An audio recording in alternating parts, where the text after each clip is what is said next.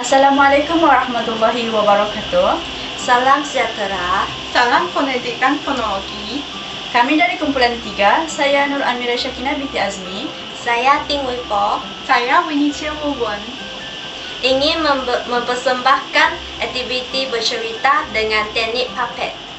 Dalam sebuah kampung di daerah Kota Belud, terdapat sepasang sahabat yang bernama Malas dan Piong. Pada suatu hari, Piong meminta Malas menyiapkan anyaman pada badan Piong tersebut.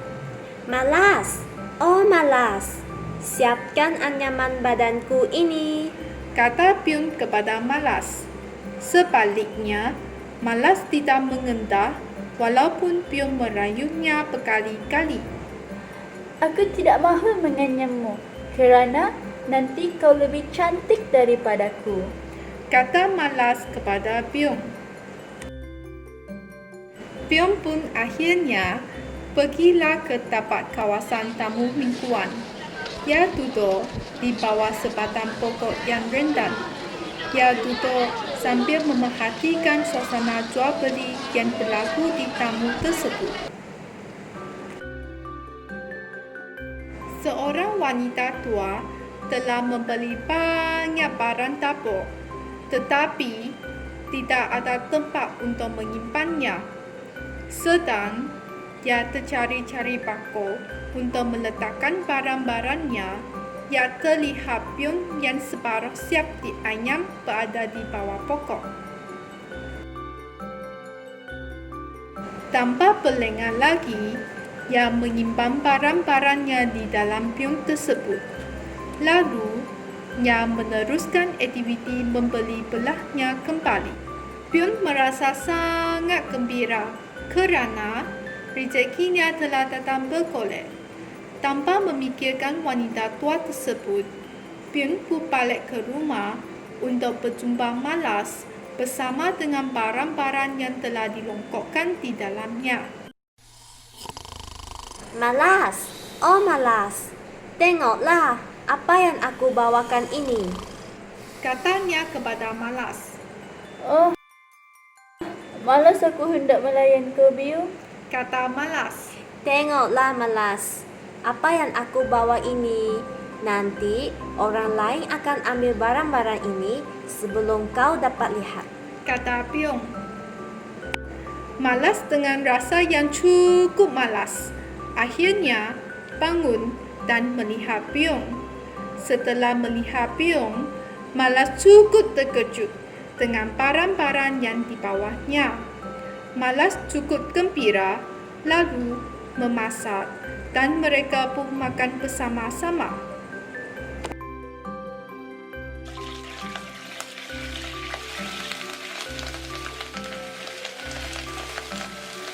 Pada hari yang berikutnya, Piong sekali lagi meminta Malas untuk mengayam, mengkuam di badannya yang terbengkalai sejak sekian lama. Tetapi, Malas tetap dengan alasan yang bersahaja tidak mengentakkan permintaan Piong tersebut.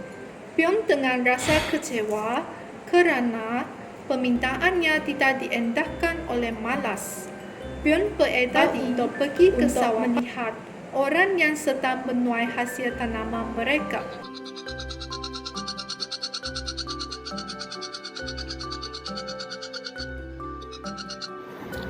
Setibanya di sana, seorang petani berasa susah hati kerana memikirkan tidak tempat untuk menyimpan hasil tuaiannya. Tiba-tiba, ia terlihat sebuah biung yang belum siap dianyam berada berhampiran dengannya. Tanpa berlengah lagi, ia telah mengambil biung tersebut untuk menyimpan hasil tuaian padinya. Setelah badan biung penuh berisi dengan padi, ia berasa sangat gembira. Lalu berlari pulang untuk memberitahu Malas tentang perolehannya pada hari itu. Petani tadi berasa sangat hairan kerana biung yang telah diisikan dengan hasil tuaian padi telah hilang secara tiba-tiba. Ia terus mencari biung tersebut, tetapi tidak berjaya menemuinya. Sesampainya Biyung di rumah, tanpa berlengah-lengah lagi, ia telah memanggil Malas untuk melihat rezeki yang diperolehinya. Malas, oh Malas, lihat apa aku bawa. Jawab Malas.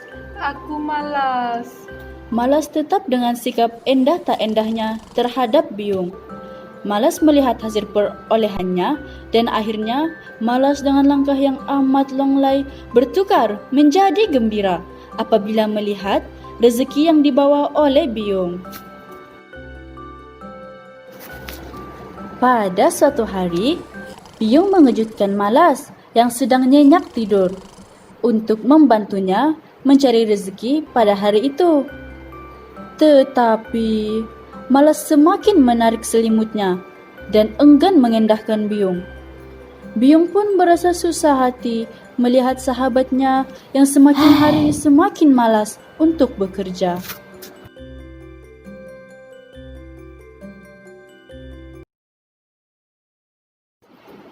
Tiba-tiba, seekor burung pipit telah menegurnya.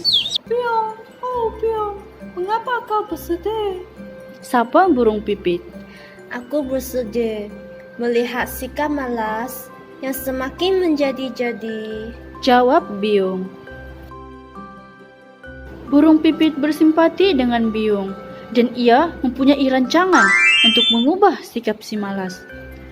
Burung pipit telah terbang ke rumah Malas dan ia mula berkicau. Apabila mendengar kicauan burung pipit, si Malas berasa amat marah kerana pipit telah mengganggu tidurnya. Malas, oh malas. Panggil burung pipit. Malas tidak mengendahkannya. Burung pipit telah membuang najis betul-betul mengenai mata Malas. Tetapi Malas tidak menyedarinya. Akhirnya, timbunan najis burung pipit itu semakin menebal di mata kiri Malas, sehingga ia susah untuk membuka matanya. Malas mulahlah teringatkan Biyung untuk meminta bantuan. Biyung, oh Biyung, tolonglah aku. Mataku tidak boleh dibuka. Ia terlalu berat. Malangnya, rintihan Malas tidak didengari oleh Biyung kerana ia sibuk mencari rezeki. Burung pipit yang melihat kejadian itu tetap mendiamkan diri kerana ia berazam untuk menyedarkan sikap si Malas.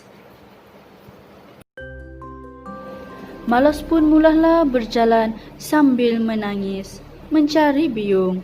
Setiap orang yang ditemuinya, ia akan bertanyakan tentang Biyung.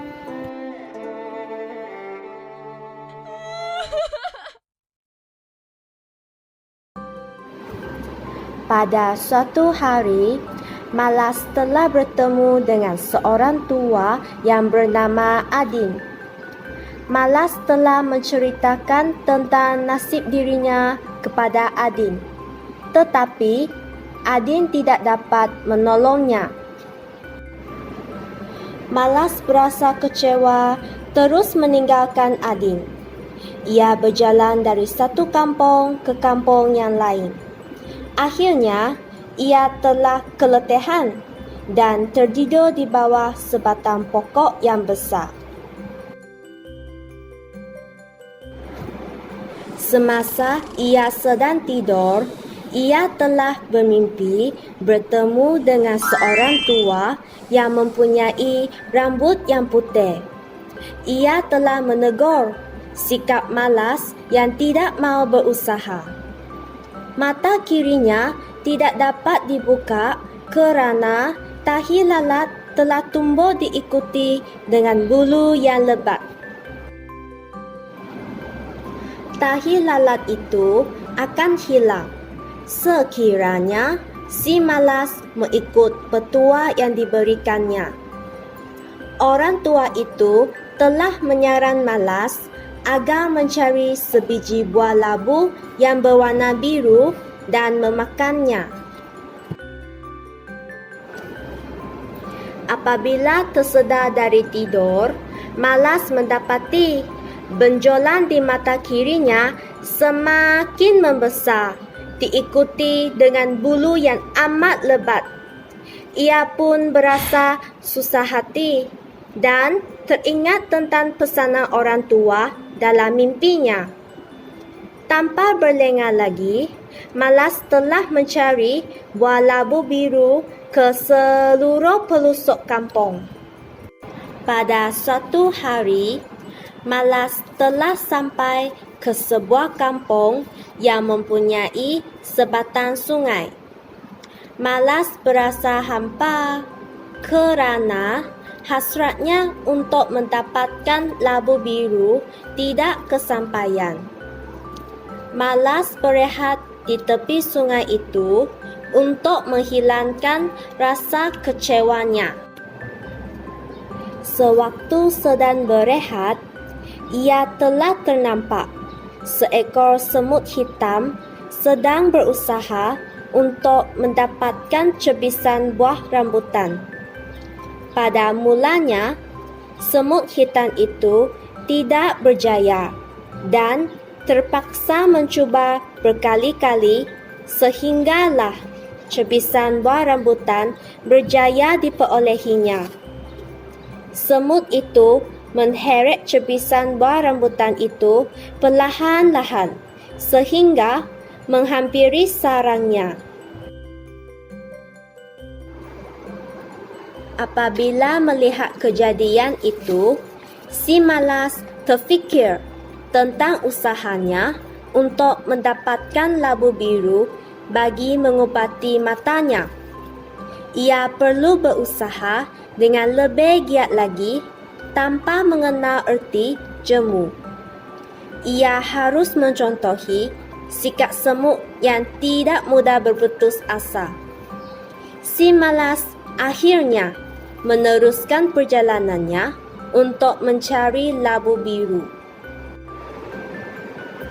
Malas akhirnya telah bertemu dengan seorang pemuda. Pemuda itu tidak mahu menolong Malas kerana ia jijik melihat ketumbuhan yang terdapat di mata kiri Malas. Malas meneruskan pencariannya. Malas telah bertemu dengan seorang wanita tua. Wanita tua itu sedang menyerang kesakitan. Kakinya telah terselio. Malas telah menolongnya. Wanita tua itu berasa sungguh gembira kerana Malas telah menolongnya. Dari manakah asalmu, wahai orang muda? Tanya wanita tua itu. Si Malas akhirnya telah menceritakan tentang peristiwa yang telah menimpa dirinya kepada wanita tua itu. Kau tinggallah sahaja di pondokku ini buat seketika, usul wanita tua itu. Malas berhati untuk menerima cadangan itu. Tetapi setelah memikirkan nasib yang telah menimpa dirinya, ia telah menerima pelawaan wanita tua tersebut. Wanita tua itu mengambil upah daripada penduduk kampung dengan membantu kerja-kerja yang diarahkan terhadapnya. Melihat kegigihan wanita tua itu, Malas semakin gigih berusaha. Orang tua pun rajin dan gigih berusaha, apalagi aku yang masih muda ini. Ketus Malas. Pada suatu hari, Malas dan wanita tua itu telah mengambil upah untuk membersihkan kawasan bukit untuk dijadikan kawasan penanaman padi rumah. Mereka telah bekerja sehingga terbenam matahari. Setelah mendapat upah, mereka telah membeli makanan dan pulang ke rumah. Malas telah memasak hidangan malam mereka. Sedapnya lauk yang kau masak. Puji wanita tua tersebut. Malas yang jarang menerima pujian yang sebegitu rupa tersenyum sumping. Tahit lalat yang tumbuh di mata Malas semakin membesar dan mempunyai mulut yang amat lebat. Ia amat menyukakan perjalanan Malas. Wanita tua itu telah membawa Malas berjumpa dengan Pomoh di sekitar kampung tersebut. Malangnya, tidak satu pun berhasil. Perkara ini amat mengecewakan Malas. Pada suatu malam, Malas telah bermimpi dengan seorang alim. Ia telah memberitahu Malas tentang penyakit ganjil yang dialaminya adalah disebabkan oleh ketulahan pada biung. Ia hanya boleh diubati sekiranya ia telah bertemu dengan biung. Malas telah meminta izin dari wanita tua itu untuk mencari biung. Malas telah mengembara dari satu tempat ke satu tempat yang lain untuk mencari biung. Ia semakin kecewa dalam usahanya untuk mencari biung. Pada suatu hari, ketika Malas berhenti rehat di bawah pokok nunuk, Malas telah mendengar kicauan burung pipit yang sungguh merdu. Malas sangat terhibur mendengarnya. Merdunya kicauan burung tersebut. Andainya ia boleh jadi temanku, alangkah indahnya, kata Malas sambil mencari burung pipit tersebut. Tiba-tiba, burung pipit tersebut telah terbang dari ranting pokok nunuk tersebut. Malas telah mengejar burung pipit tersebut. Tanpa disedari, Malas telah mengejar burung pipit selama 3 hari 3 malam tanpa berhenti-henti. Akhirnya, burung pipit dan Malas telah sampai di satu kawasan sawah padi yang sungguh luas. Malas terus mengejar burung pipit sehinggalah ia telah terlanggar dengan akar pokok. Malas berasa terlalu letih sehinggalah tidak sedarkan dirinya lagi.